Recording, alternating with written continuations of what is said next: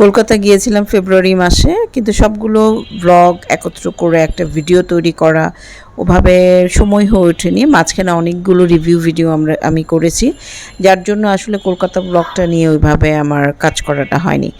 তো এখানে আমরা দ্বিতীয় দিনের কিছু অংশ দেখাবো। তার মধ্যে আছে শ্রী লেদারের দোকানটা, যেখানে শ্রী লেদারের দোকান থেকে জুতা কিনবে না বাংলাদেশ থেকে যারা যাবে কলকাতাতে, এটা খুব কম হয়, প্রচুর মানুষ কেনে।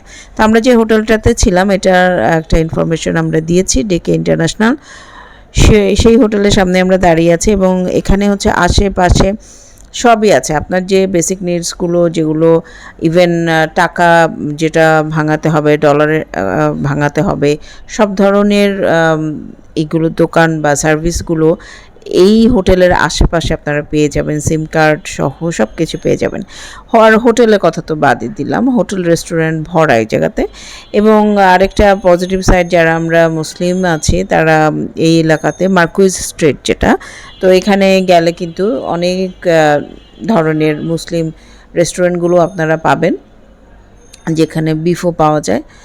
আর আরেকটা জিনিস, যারা কলকাতা যাবেন একটা জিনিস মনে রাখবেন যে আপনারা সকালের নাস্তা মানে হচ্ছে সকালের নাস্তাতেই যেতে হবে। আমাদের একটু বের হতে হতে 12টা বেজে গিয়েছিল, আমরা ওই সময় গিয়ে কিন্তু সকালের নাস্তা কোনো কিছুই পাইনি, আমাদের একদম ডিরেক্ট দুপুরের খাবারটাই নিতে হয়েছে। তো যারা কলকাতায় যাওয়ার প্ল্যান আছে বা যাবেন এর মধ্যে, তাদেরকে বলবো যে আপনারা যেটা করতে হবে, সকালের নাস্তাটা সকালেই খাওয়ার জন্য অবশ্যই আপনাদেরকে সকাল 9টা থেকে 10টার মধ্যে গেলে সবচেয়ে বেস্ট, ভালো আর কি, ফ্রেশ খাবারটা আপনারা পেতে পারবেন।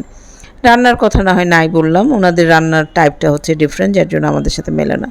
আমরা আমাদের প্ল্যান করা যে দোকানটা, যে না শ্রী লেদার আমরা যাবই, কারণ শ্রী লেদারের রেপুটেশন বাংলাদেশে এত ভালো, এবং প্রত্যেকে, আমি যার কাছেই শুনেছি, রিভিউ পেয়েছি যে কলকাতা যাচ্ছ শ্রী লেদার থেকে স্যান্ডেল কিন্তু কিনে নিয়ে আসবে, কোয়ালিটিফুল, রিজনেবল প্রাইসের মধ্যে কোয়ালিটি। এবং আসলেই তাই, আমি নিজে ইউজ করতেছি, আমি কয়েক জোড়া কিনে নিয়ে আসছি, আমি ইউজ করতেছি, খুবই খুবই টেকসই আর কি জুতা, বাট বাজেটের মধ্যে।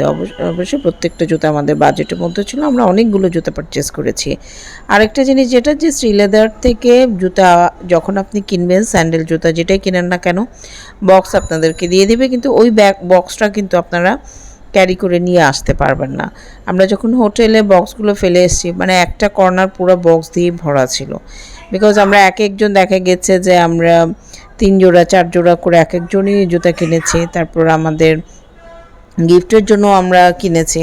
তো সব কিছু মিলিয়ে কিন্তু নাম্বারটা অনেক বেশি ছিল, যার জন্য আমরা বক্সগুলো সবগুলোই আমরা ফেলে এসেছিলাম, শুধু স্যান্ডেলগুলো আমরা ঢুকিয়েছি। এই যে স্যান্ডেলগুলো দেখছেন, এগুলো হচ্ছে কি, আপনারা যারা একটু স্টাইলিশ করবেন তারা হয়তো বা ভালো লাগবে না, কিন্তু রাফ ইউজের জন্য এটা হচ্ছে পারফেক্ট। হ্যাঁ, রাফ ইউজ যদি করতে চান, ফ্ল্যাট স্যান্ডেল যারা পরেন, অফিসে যান, কলেজে যান, ইউনিভার্সিটিতে যেতে হয়, তো এই ধরনের স্যান্ডেলগুলো একদম টেকসই, মজবুত বলে না, একদম সেরকম।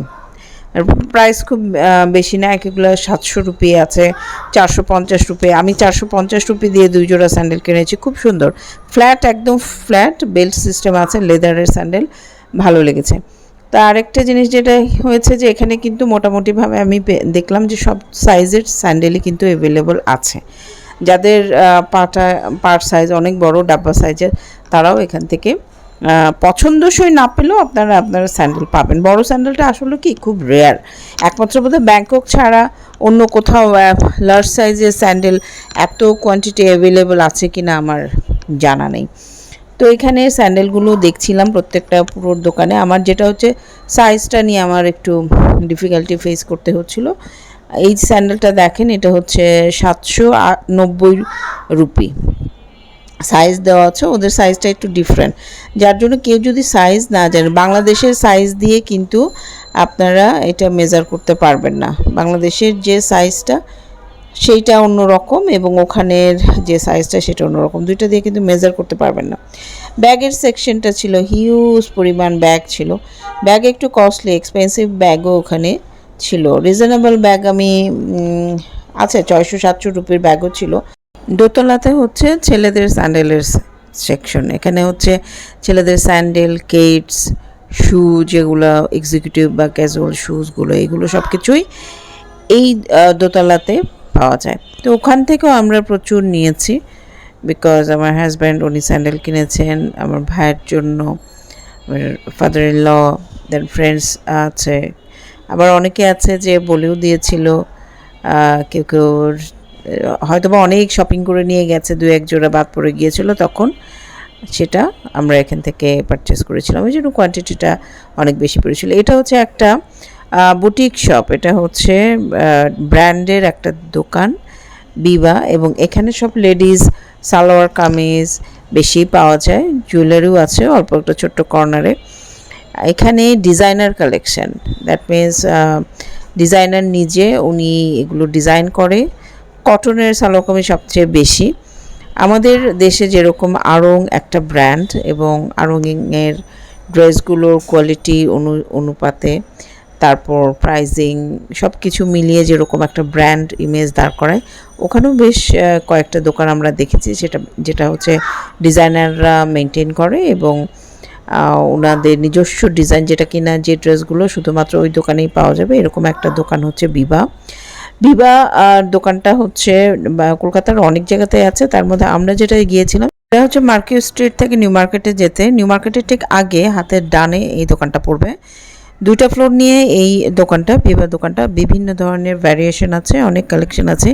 ইউজুয়ালি এখন যে সালোয়ার কামিজের ট্রেন্ডগুলো আছে সেই ট্রেন্ডগুলোর বেশিরভাগই আমি দেখতে পেয়েছি এখানে। কুর্তি আছে খুব ভালো, তবে হ্যাঁ প্রাইস কম্পারেটিভলি একটু বেশিই লেগেছে, কারণ হচ্ছে আপনার ব্র্যান্ডের জিনিস, স্বাভাবিকভাবেই ব্র্যান্ডের জিনিসের দাম তো একটু বেশি হবেই, ডিজাইনার, তার মধ্যে ডিজাইনারের করা, সো কপি করার এখানে কোনো অপরচুনিটিস থাকলেও সেম জিনিসটা তো আর আসে না, এই জন্য আসলে দামটাও একটু বেশি। তাদের মেনটেনেন্স, ম্যানেজমেন্ট, এই ধরনের কস্টগুলো সব কিছু যদি তারা ইনক্লুড করে, ডেফিনেটলি একটা জামার প্রাইসটা অনেকটা বেড়ে যায়। আমরা যেমন একটা সুতির 3 পিস কিনেছিলাম ফ্রক স্টাইলের, ওইটার প্রাইস পড়েছিল 4000 রুপির বেশি। আরও একটা সিঙ্গেল কুর্তি নিয়েছিলাম, ওটা 2000 রুপির মতো পড়েছে, 2000 রুপির মতো পড়েছে। তো এই তো বিবা নিয়ে এইটুকুই আমাদের রিভিউ। আমরা 2 দিন গিয়েছিলাম বিবাতে, কারণ কালেকশনগুলো ভালো লেগেছে, কমফোর্টেবল ছিল, কাপড়ের ম্যাটেরিয়াল ভালো, পিওর সুতি দিয়ে সালোয়ার কামিজগুলো করা ছিল, এবং নিউ মার্কেটের খুব কাছে বলে ওখানে ভিড়টাও মোটামুটি কিন্তু ভালোই ছিল। আমরা যখন বের হচ্ছিলাম তখন তারপর একটা গ্রুপ ঢুকেছে, মানে বাংলাদেশ থেকে যারাই যায় তারা মনে হয় বিবার এই দোকানটাতে যায়, কারণ ব্র্যান্ডের দোকানগুলো তো কম বেশি হলেও সবাই একটু দেখে, চেক করে। তো এরকম আরও নেক্সট আরেকটা ভিডিও ইনশাল্লাহ দিব, সেটা হচ্ছে নিউ মার্কেটের উপরে দিব। ছোটো ছোটো এরকম রিভিউ ভিডিওগুলো পেতে আমাদের চ্যানেলটাকে আপনাদের সাবস্ক্রাইব করুন, এবং আমাদের পাশেই থাকুন, শেয়ার করে দেবেন বেশি বেশি করে।